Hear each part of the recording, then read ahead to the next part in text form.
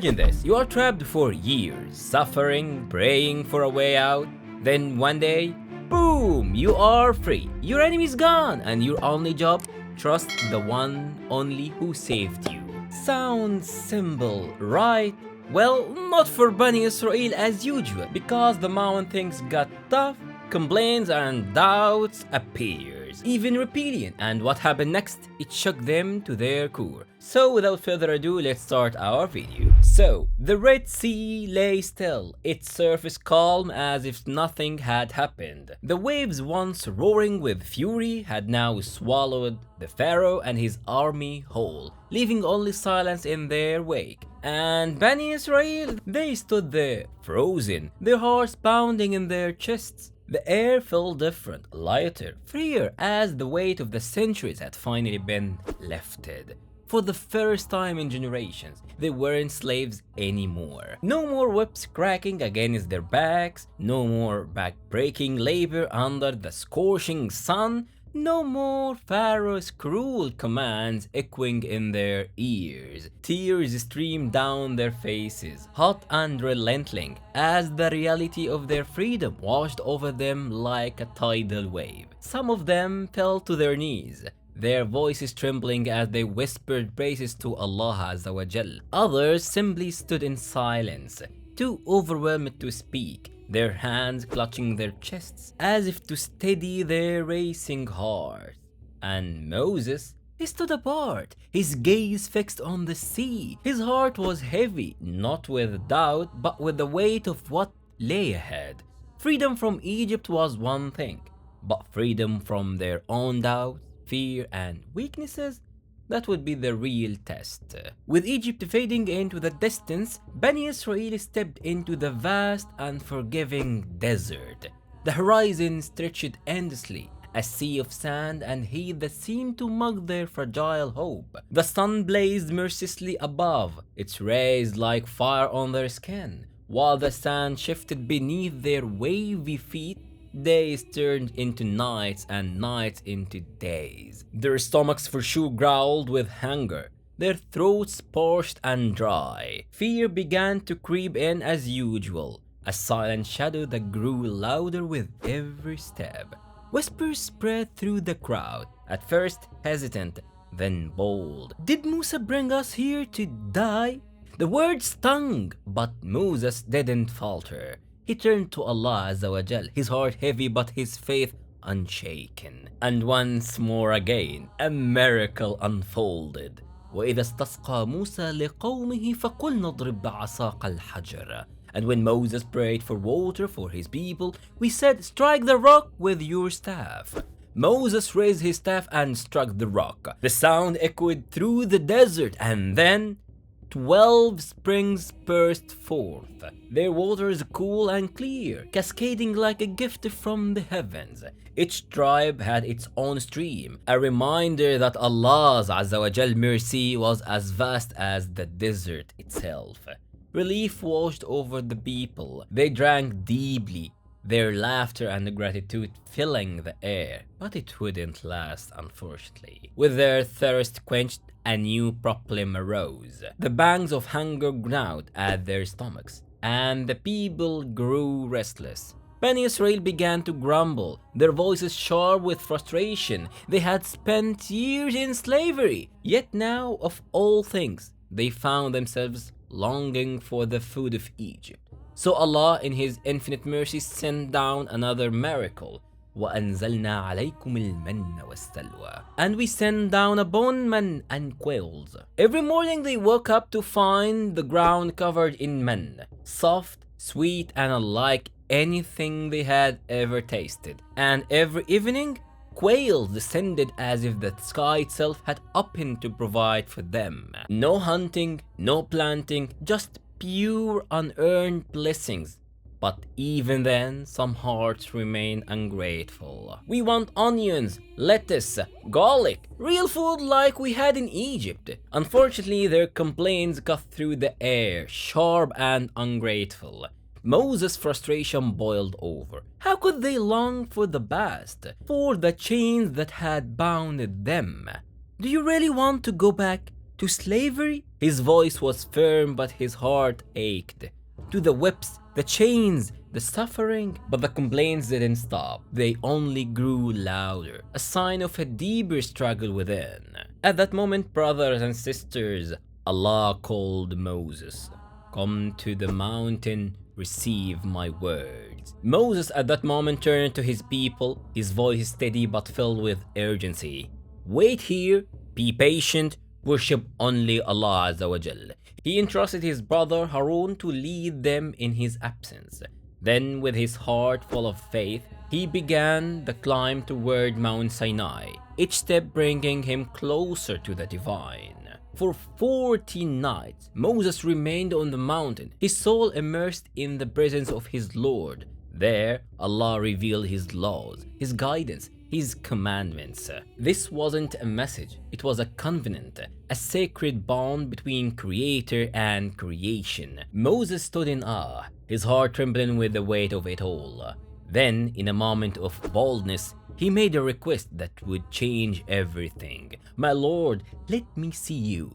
The words hung in the air, heavy with longing. But Allah Azza wa Jal responded, You'll never see me. Then, pointing to the mountain, he said, But look at the mountain. If it stays in place, you will see me. And in an instant, Allah revealed a glimpse of His majesty. The mountain crumbled, its immense form reduced to dust in the face of divine power.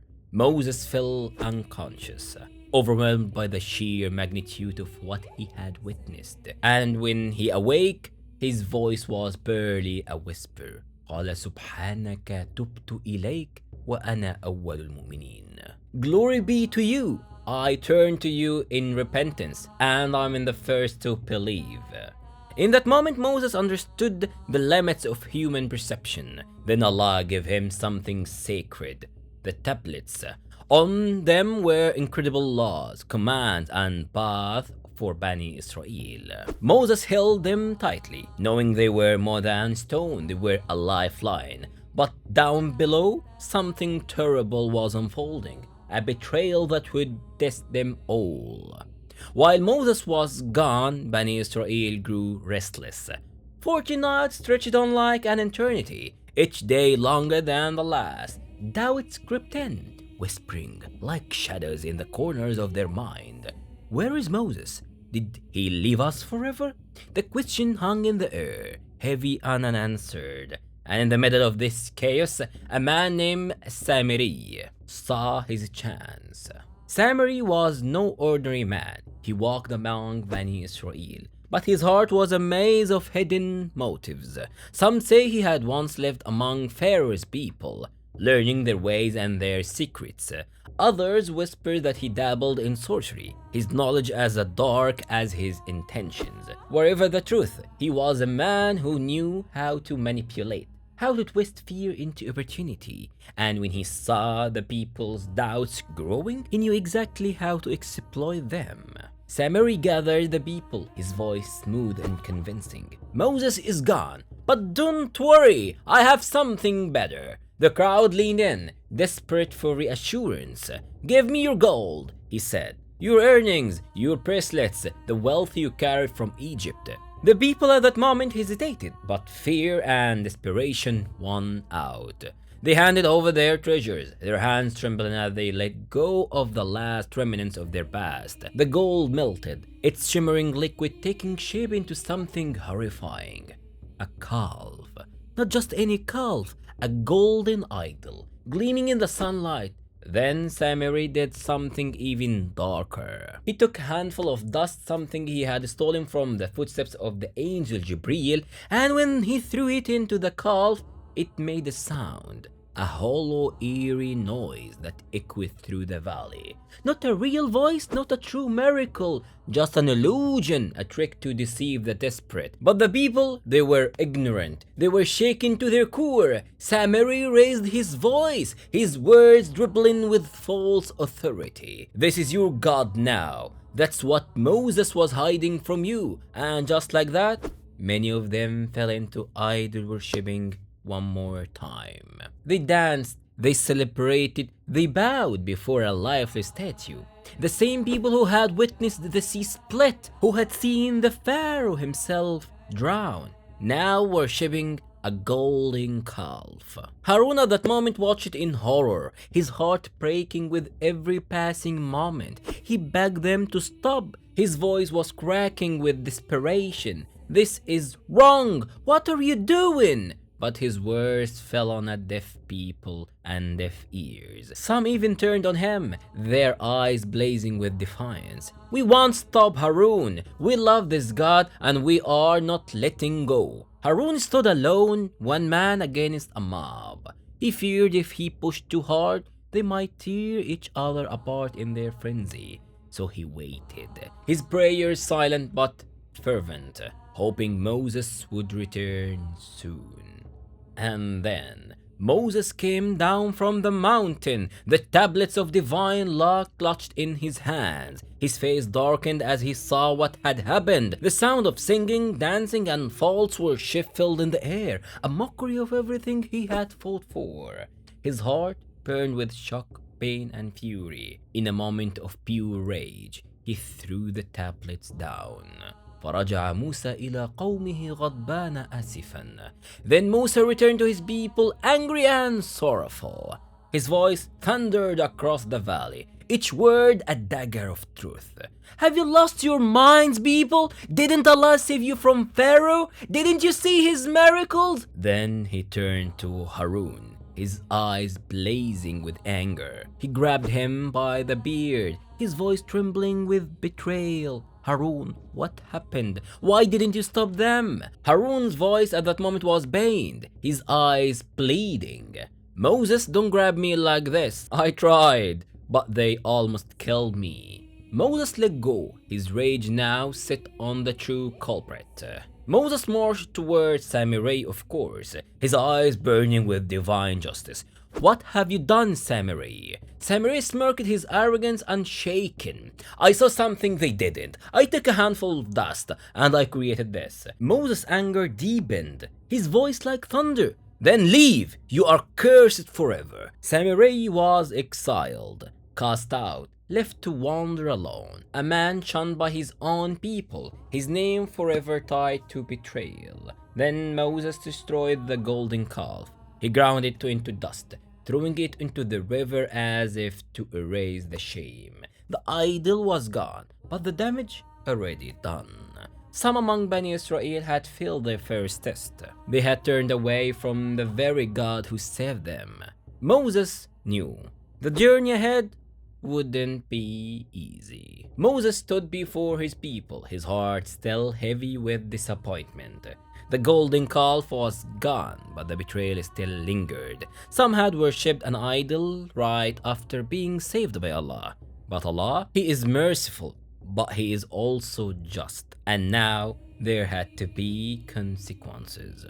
Moses turned to his people, his voice firm but sorrowful. "If you truly regret this, then prove it."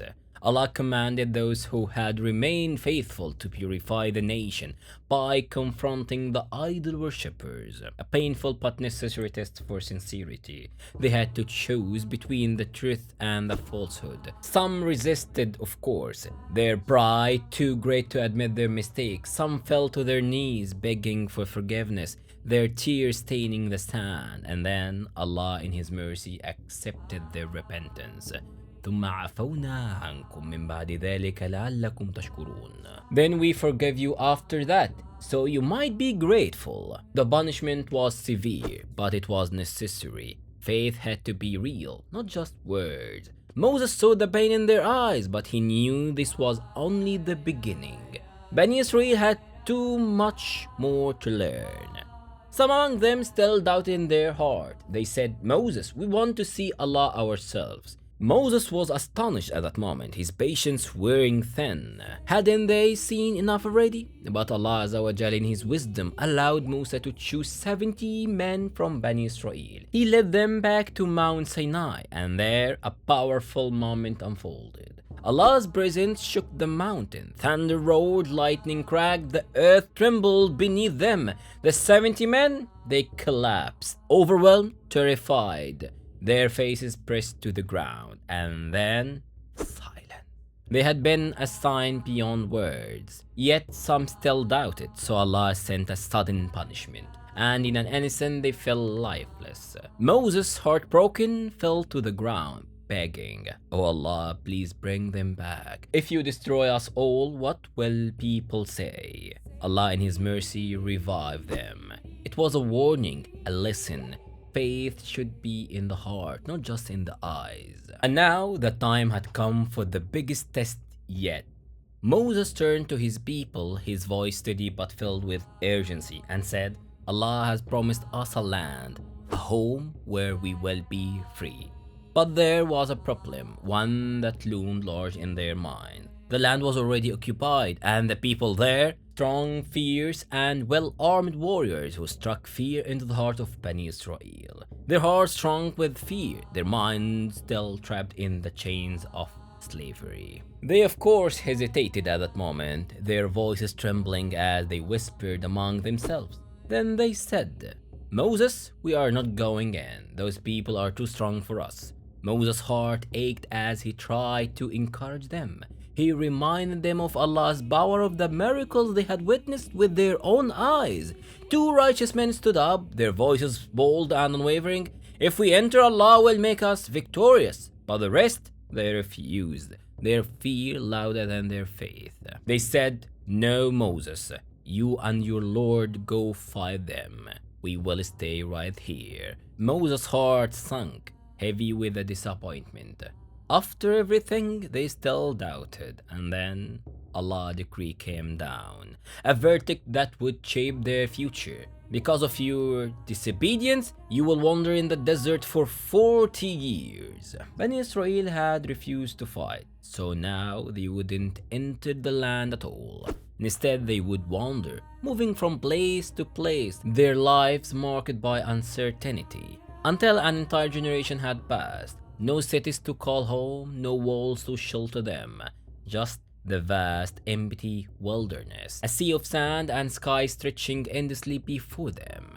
Moses led them through the desert, teaching, guiding, trying to strengthen their fragile faith.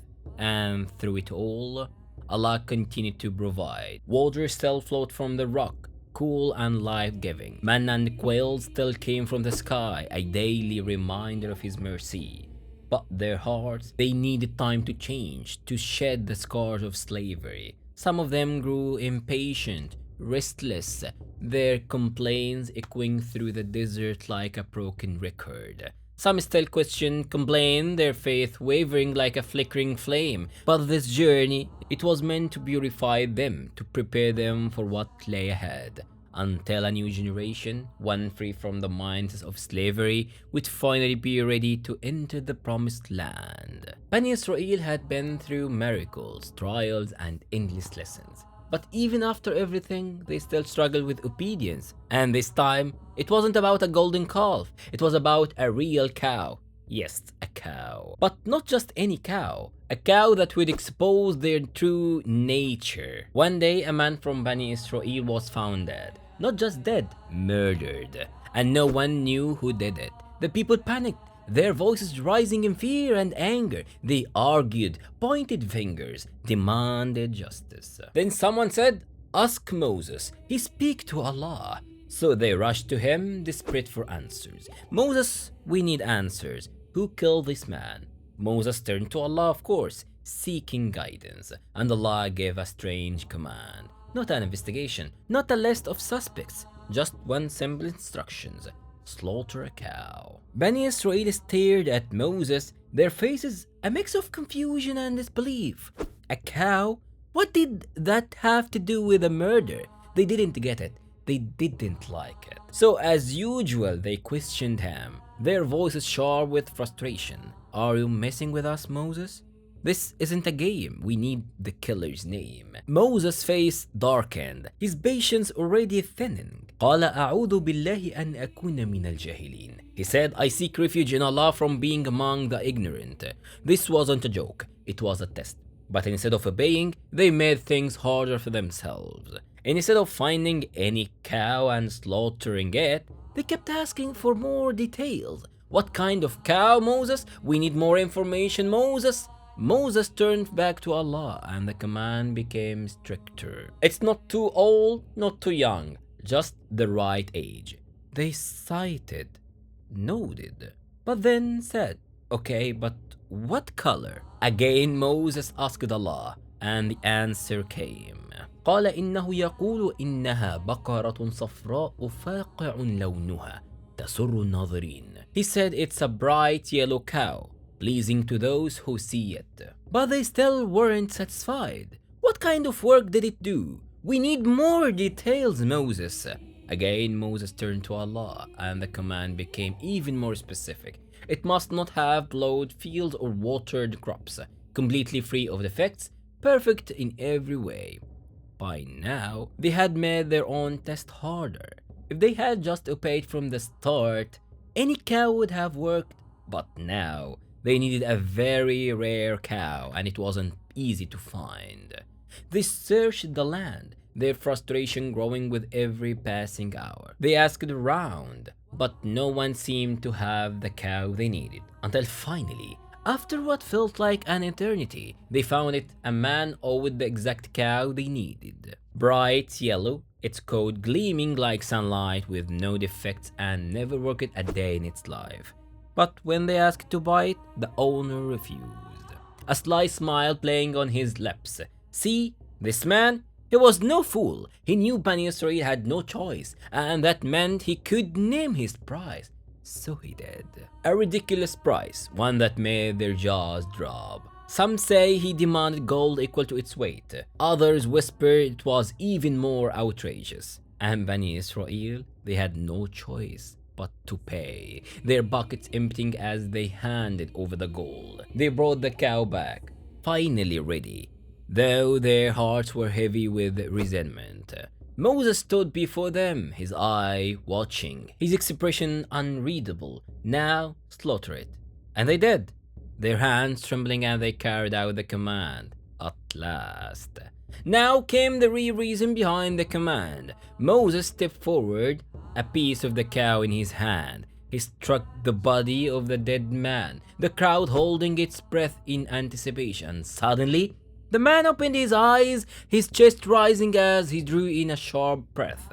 The crowd gasped, stepping back in shock, their faces pale with disbelief. This was no trick. The man sat up, his movements slow and deliberate, his eyes wide with confusion. Then, with a single sentence, he revealed his killer. His voice clear and unwavering.